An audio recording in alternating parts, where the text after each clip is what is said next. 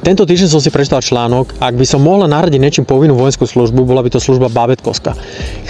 Chápem pohľad ženy, lebo ženy sú také jemné, citlivé, emočné a tak je to správne.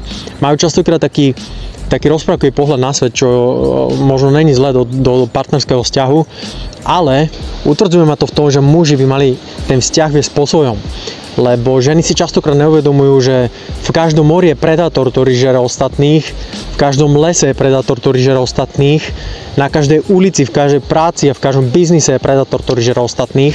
Preto by mal byť chlap pripravený chrániť svoju rodinu kedykoľvek a akokoľvek a to aj žena vnútri sama očakáva od teba a sama to chce a nenahaj sa ošaliť, keď ti povie, no pod na matersku budeš celý deň pri babetku a ty budete vidieť, ako premeňaš plienky celý deň, ako nakladaš, vykladaš myčku, ako robíš poriadok doma a ver mi, že toto rodinu skôr ohrozí, ako pomôže. Nakoniec to dobre vystihuje aj iný článok z toho istého denníka tiež spred pár dní.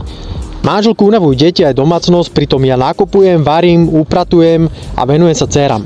Ako k sebe nájsť cestu?